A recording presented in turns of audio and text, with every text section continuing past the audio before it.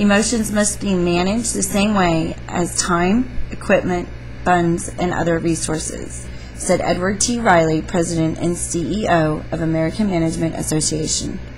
Too often, uncontrolled emotions are the product of excessive stress. Left to grow, fiery emotions can actually fuel the feelings of stress, leading to further angry words and unproductive activity. We can't always control feelings of stress, but we should make an effort to control the disruptive emotions that they may trigger, Riley said. How many of you have experienced this before? You go into work and you're stressed, and one of your coworkers said something to you and you just go off on them. Or you seem to have, maybe not go off on them, but you just roll your eyes and turn away and you don't even want to talk to them. I have experienced this quite a bit in my field. I've been in dentistry for 10 years and a dental assistant. You have to know how to manage your emotions in this field because you're seeing people every day on a basis. If you're not happy, if you're not in a good mood, the patients sense it and they feel it and they're uncomfortable in the office. If there is quarrel between assistants, you can feel it. Emotions have to do with a lot of different things. A lot of times your body brings off a lot of emotions that you don't even realize. Just your you don't even have to say anything. Just I was told myself personally that between me and one of the other assistants we had problems, and that's one reason why I'm no longer at the office. They just felt the tension between us. We didn't even have to say anything. They could feel it. They said it was like having a knife to cut through because it was that intense with us. So your body brings off a lot of these emotions also. Your thoughts too. 9 times out of 10 we go into work stressed, whether it's your kids, it's your husband, it's your wife, somebody's bothering you. You go to work stressed, you bring it with you, and that's not a good thing either. Our motto at work was, leave the minute you touch that doorknob, you leave work there. Don't bring it home with you, because when you bring it home with you, that affects how you are with your family. That affects everything. I know from personal experiences, I would try not to bring work home with me, but I would. Being so stressed at work, dealing with whether it was patients or just having a really hard patient, I'd come home and my kids, they were always acting up, and I never understood why, and I was just like, why is this happening? And I just didn't understand it. Well, I was bringing that stress home with me. I was bringing it home, and you have to leave it at work. You have to leave it there. A lot of things affect it. One of the managing the emotions in the workplace that Edward T. Riley talks about is there's some steps that he has for his employees. The first thing is to pay attention to your emotions, which I kind of touched base on, because they cause you to focus on what is happening around you, and they put you in touch with how you're responding to a particular situation. Don't ignore your emotions, hoping that the situation will go away, because it won't. So if there is a problem with an employee, if there is a problem with a coworker, if there's a problem going on, you need to face that situation. You need to talk about it, because you're just going to carry it on your shoulder the whole time, and it's going to make everybody's life miserable in the meantime. Also realize that emotions are part of the workplace. Some emotions are critical to business success. Enthusiasm, for example, can produce workers who are more productive.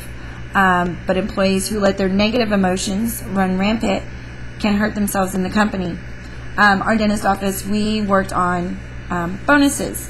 The more productive we were, the higher our bonus was. And because of the tense situation that there was at our new office, our production was down. There was no enthusiasm. There was no praise. Everybody was miserable.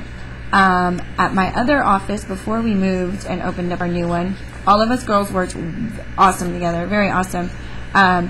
Every time we would hit goal and we would hit bonus for the day, we had a set goal of the day, we would get on the radios and be like, all right, awesome ladies. Dr. Kessner would take us out to eat. He would do something for us.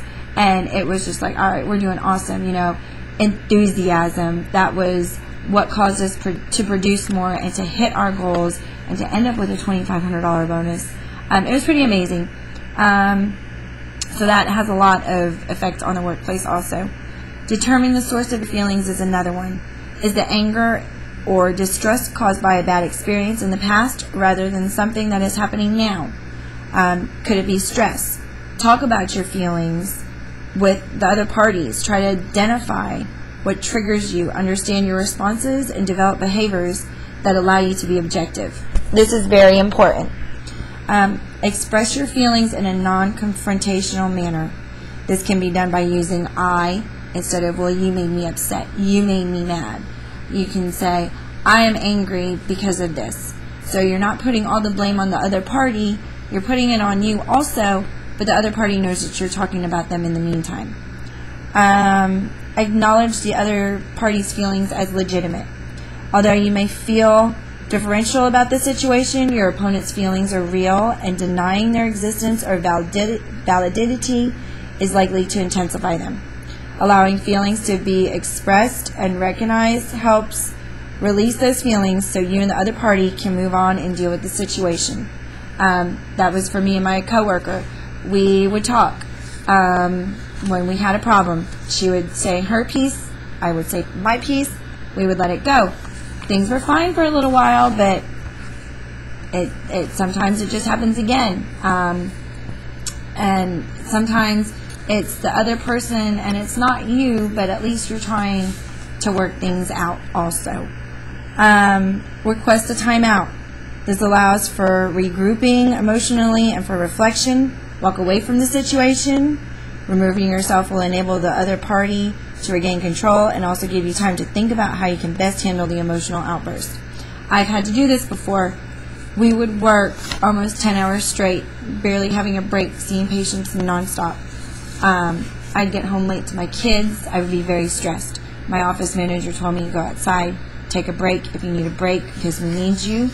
And I did it, and it helped relieve a lot of those emotional stress that I was having. This does work. Focus on the positives rather than the negatives, what you don't like about the person. What should we keep on doing? Why should we stop doing what we're doing? By setting the example of speaking about the positives first, others will feel valued for what's going right and can focus more easily on what may need to be changed. Turn off the heat. Don't let tensions reach the boiling point. Ask directly what is happening if you sense that something is going on. A major mistake in dealing with emotions is letting them grow to the degree that people are no longer talking to each other. Instead, they are screaming at each other or ignoring each other. Horrible. Don't ever let it get to that point. It just makes things worse. Really, really, really bad. It caused me to quit my job because of it. It wasn't working.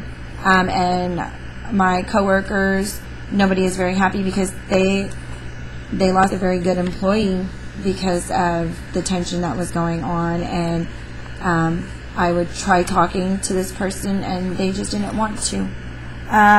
Treat everyone fairly.